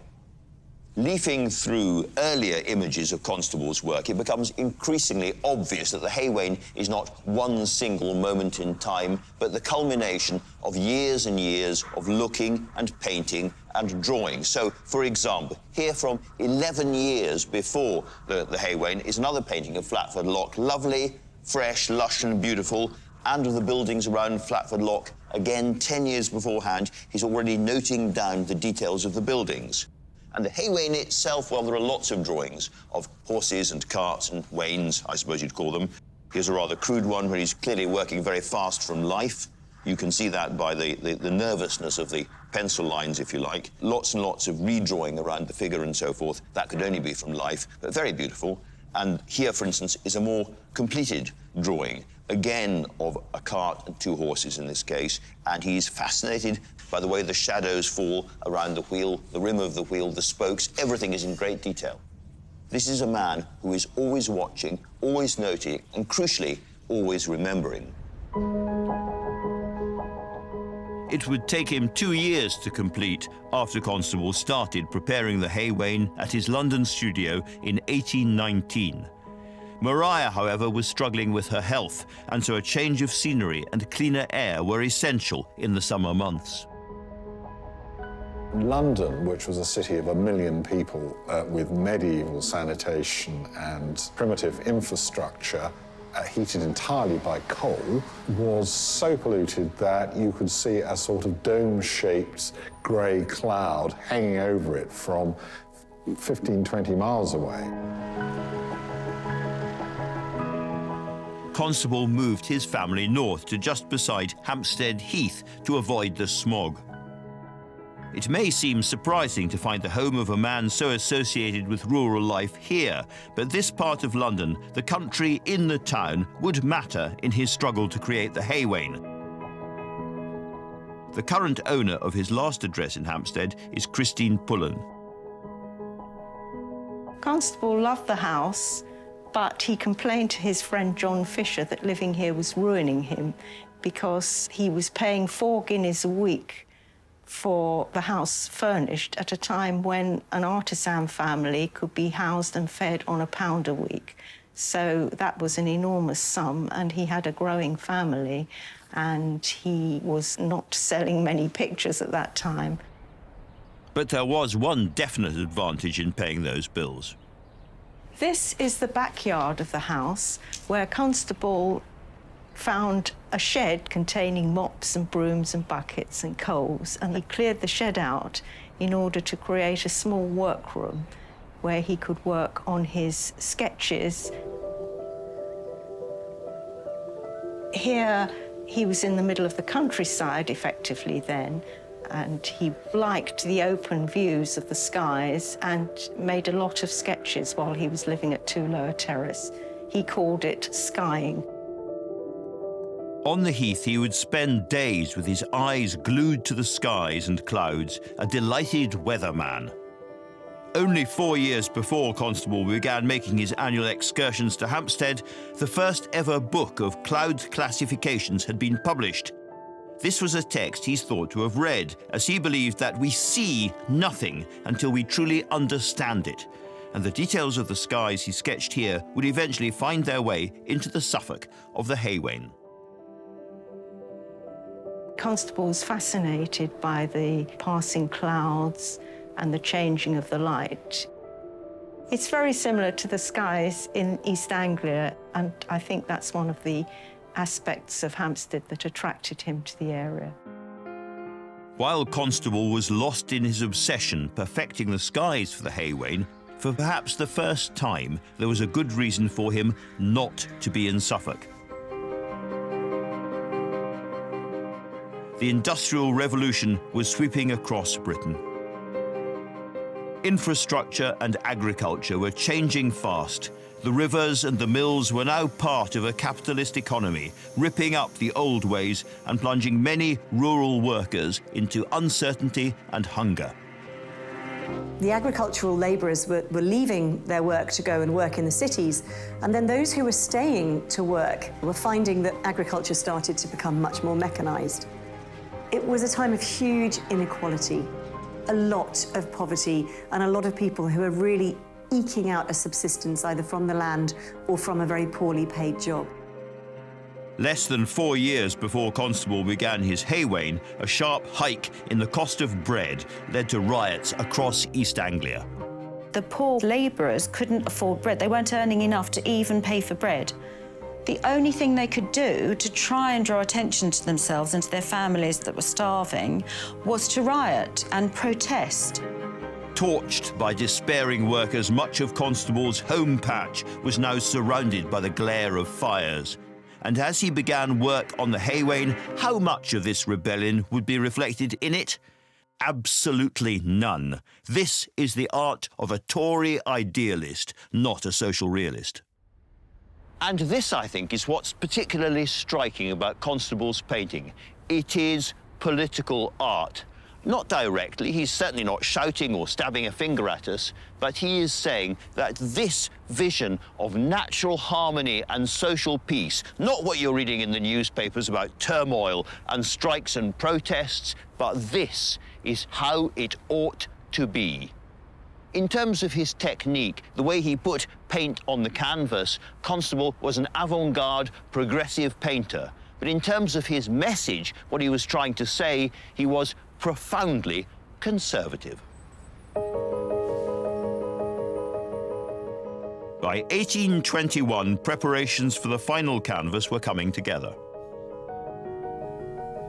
Now, what I find really exciting is the way that you can follow the progression of the work by sketches and images as it develops. So right at the beginning, you have a very, very loose, very impressionistic picture. This could have been done by Monet or any of the Impressionists in the 1870s, it seems to me. It's very, very loose, very fresh, and I love it. Lots of people love the sketches particularly. And then later on, there's a more worked-up version, which is very clearly the same painting, exactly the same design. The colours are slightly more muted and the paintwork is looser, but he's clearly got in focus exactly what he's going to paint. And then you get the final version. Suddenly the colours bounce out and it's fresh and complete, the final and perfect six-footer. It was the hauling together of all of these images, the triumphant compilation of a body of work Constable had been at since childhood, which makes this six-footer such an extraordinary moment. The Wain isn't just a picture, it is the combination of 40 years of looking and working. It is everything that Constable knew on a single page. He was ready to give the world his masterpiece, but was the world ready to receive it?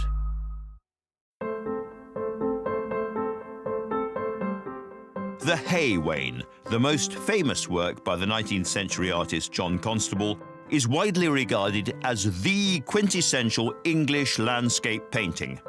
Completed in 1821, the scene looks calm, serene, and effortless, though the process of creating it was anything but. Constable was one of the great painters of British weather. Now, lots and lots of people, of course, had painted skies and clouds and wood throughout art history, but in almost all cases, they weren't really painted or drawn by people who had sat outside in the real weather, the English weather, as Constable had for months and months and months and got flies all over him and got soaked by the rain. He'd studied the clouds obsessively for years, month in, month out, and these are real clouds. They're moving at speed. You can tell they're moving fast. The wind is up. And there's a real sense of wateriness about this picture, not just the river splashing away and moving quite fast, the little boy fishing in it there and some ducks rising from the river, but also the sense of the cycle of water. Constable once wrote about the sound of water escaping from mill dams, willows, old rotten planks, slimy posts and brickwork. I love such things. As long as I do paint, I shall never cease to paint such places. These have always been my delight. You can tell it's rained relatively recently, that the mud is still wet, but there is more rain to come. You can see there's a heavy cloud there. There's going to be another shower. Not a drenching downpour, but just enough to produce that delicate freshness, the juiciness in the English landscape that Constable always thought should be there. He submitted it to the Royal Academy Summer Exhibition of 1821. His last painting there, The White Horse, had been warmly received, and he hoped this would be even more so. As his fellow artists crowded into the Academy's rooms, he must have wondered if this would be the painting that proved he had been right all along. When the Wain was hung in the Royal Academy, people didn't like it. They didn't want it. People were shocked. They were quite horrified that he would be so bold as to paint just a landscape that size. He was just sneered at. This is a farm wagon he's painting. There aren't any mountains, there aren't any waterfalls, there aren't any wild rocks. It's just a pool in a rather ordinary little river in East Anglia. One of the things they find problematic is what they call Constable's snow or piebald scumbling, the little dashes and brushstrokes of white pigment, which he liberally adds as the final layer of finish to a picture to capture what he describes as the elusive quality of sparkle in nature. But during the 19th century, people could not read those dabs of paint as anything other than dabs of paint. They couldn't see them for the visual metaphor they were meant to be, only as a very sort of troubling interruption on the surface of the picture. But I think his biggest problem is simply a lack of interest in what he's doing. This was nearly a dreary disaster for Constable, except that there was one crucial visitor who could see its genius clearly. One of the people to see the Wain when it's exhibited at the Royal Academy in London is a French visitor to the capital, Théodore Guernica, who is being feted all over town for his incredible masterpiece, The Raft of the Medusa, an icon of French Romantic painting. It's been said that Guernica's opinion of the Wain changed the history of art forever. He describes himself as quite stunned by it. And rather than dismiss it as a strange work of art, as most of the British viewers had, he was amazed by it. He was spellbound. He saw something in it that the British hadn't seen. So now an art dealer in Paris picked up on Guernica's excitement, and he suggested Constable send his painting to France to be exhibited at the Paris Salon of 1824. This was an unexpected thing to happen, but it was a real coup for John Constable. The Parisian Salon at the Louvre is the art event of the Western world. If you were to use a sporting metaphor, then you could describe the Royal Academy as being like the Athletics World Championship, but the Salon is like the Olympics. It's the gold standard, and if you've made it there, you really have made it.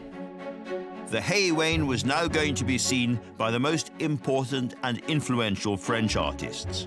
But would a painting, the very epitome of Englishness, find favour with the French when it had failed so dismally at home? When Constable's The Wain was exhibited in the Paris Salon, that's when people's eyes opened and they wept in front of it because they realised what an astonishing painting it really was. The French adored Constable instantly, a coup de foudre. Later, a curator at the Louvre would go on to call him the Messiah of landscape painting. French artists cannot believe the originality and the freshness of Constable's approach. They're also drawn to the fact that Constable is painting his own native landscape. This is not a site drawn from classical antiquity. It is clearly somewhere very specific in England. One of the artists who sees it is Eugène Delacroix, who immediately goes to his own painting, The Massacre at Schios, a painting about a terrible slaughter of Greek inhabitants during the Greek War of Independence, and immediately starts to repaint areas of it based upon the handling that he sees in Constable's picture. Constable's use of colour delighted Delacroix. He wrote, "What he says here about the green of his meadows can be applied to every tone." And the change of fortunes didn't end there for Constable and this revolutionary painting. The work of this previously obscure British artist started to have a huge impact on French art as a whole. From Delacroix, we go very quickly on to artists in his circle who begin to paint landscapes of the French countryside a la Constable, with sort of Wain-esque tumble-down cottages beside a pond. Constable's impact was seismic, his devotion to capturing a moment in nature through immersing himself in the outdoors inspired Paris. Here, in Constable's skies and sweet rural fields, was the groundwork for Impressionism.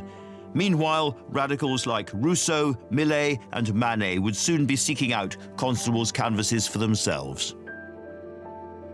Constable's Wain didn't just overturn the French art scene, it also transformed his own fortunes. Constable now sold more paintings in France than he'd managed during his entire career in Britain. That meant enough French francs rolling in to save Constable's bacon. But there is something quite extraordinary about this, is there not? There is John Constable, the ultimate patriotic, conservative image maker of rural England, and it's Paris that saves him. Thank God for the French. Great art is always rooted somewhere, but it is never limited by flags and national borders. But fame and fortune across the Channel was of little interest to Constable. He said, "I would rather be a poor man in England than a rich man abroad."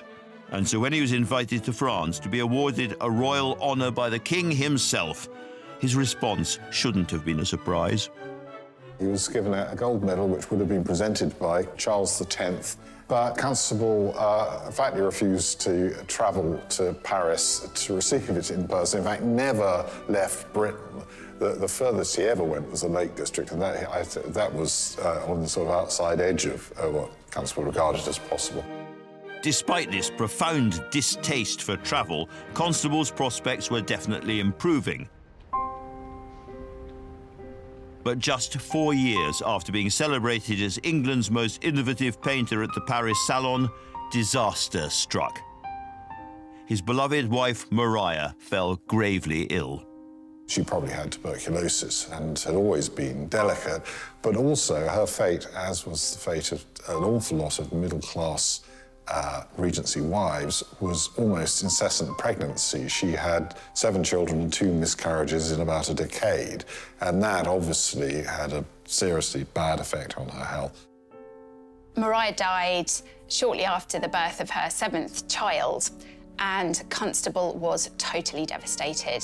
The face of the world had changed for him, he wrote in a letter to his brother. He wore mourning for the rest of his life, and he never really got over her demise. Constable was overwhelmed by melancholy. His first major and much dreamed of triumph as an artist was now overshadowed by domestic disaster. How would he possibly survive these blows? John Constable had struggled to follow his dream of becoming an artist, and then finally with the hay wain, his fortunes seemed to have changed. After more than 2 decades of finding his art almost entirely unappreciated or rejected, by the 1820s, John Constable was enjoying a period of unanticipated artistic success. But this success didn't translate into hard cash, and it was followed by tragedy. The death of his much-loved wife, Maria, had left him a single father with 7 children dependent on him. One of the unusual things about Constable, he's one of the very few major artists who was a decent human being. He really was a good, affectionate, faithful husband and a very good and loving and dutiful father who did his best to bring up a large family of young children after Maria died on his own for the next decade. He may never have had the huge financial success in England he deserved, but he did finally receive the recognition he'd so craved from the Royal Academy. Constable is finally made a Royal Academician in 1829, over a quarter of a century after his rival Turner, for example. It's a very bittersweet occasion for him. Finally, he's got this professional endorsement he's worked so hard all his life to achieve, but it comes too late in order to be able to share it with his love. And another, I think, greater accolade was to follow. When he was 56, the widowed Constable was on board a horse and carriage heading back to London from Suffolk. He saw the countryside that he loved, and he just mentioned to his fellow passengers, "Oh, isn't it beautiful?" And a gentleman sitting near him on the carriage said, "But of course, it's Constable country." And you just have to imagine the poor man had been so melancholy, so depressed.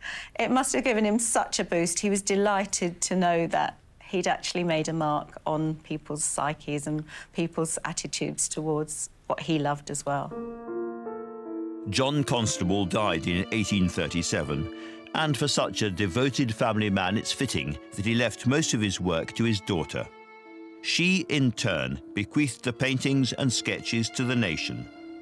They went on display in 1888 at the National Gallery, And that is when something quite extraordinary happened.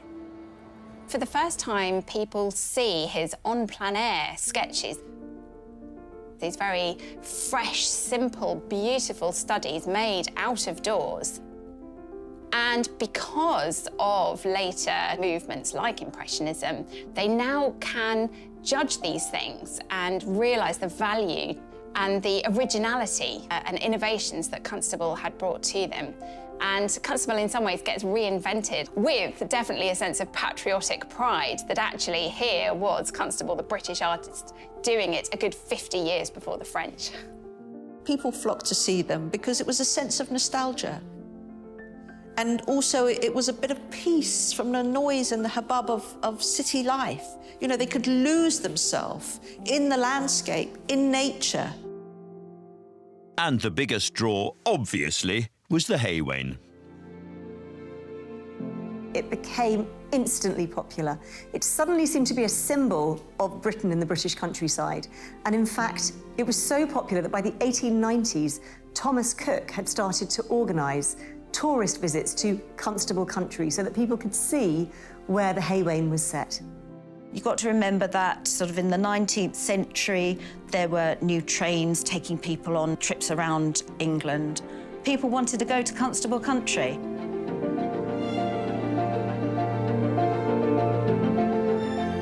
It's still called Constable country today. And what's quite fascinating is that Constable really created a world that tourism then kept pristine. The National Trust's Simon Peachy works as part of the team maintaining and preserving this iconic scene. So if you walk this way, this is the hay wain view. Standing here, it's like stepping inside Constable's paintings. So on the left-hand side, you've got Willie Lott's house, and you can see if the building is pretty similar today to how it was in Constable's time. You've got the mill pond right in front of you. And again, in Constable's painting, you've got the hay cart sitting in the middle of the mill pond. You've even got some oak trees. They're probably not the same oak trees that were there in Constable's time. But if you look through to the distance, that mass of trees, that's in exactly the same place as it was in Constable's time. So literally, standing here, you're stepping into his painting. You're almost walking in his footsteps.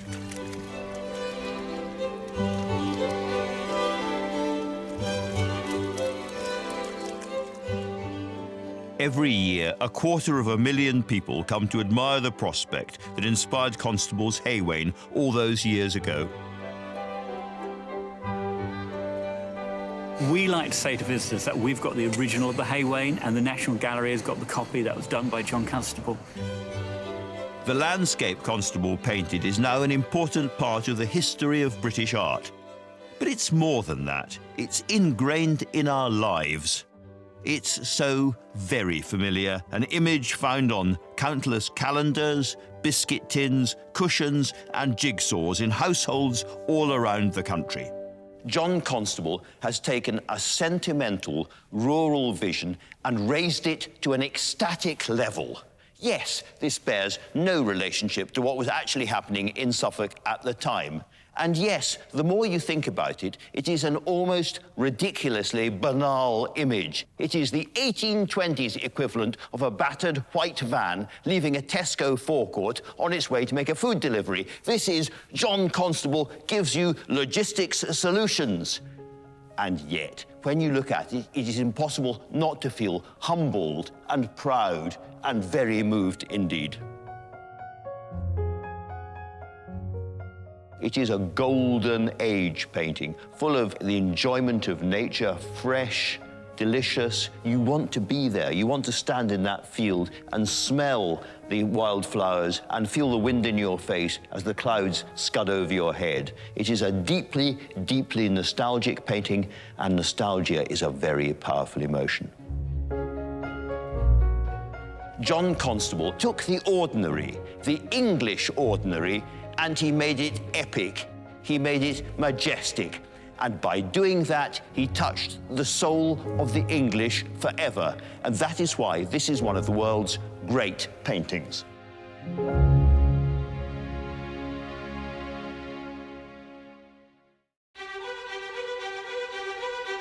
Next time, an image that stirred passion and anger for nearly 400 years.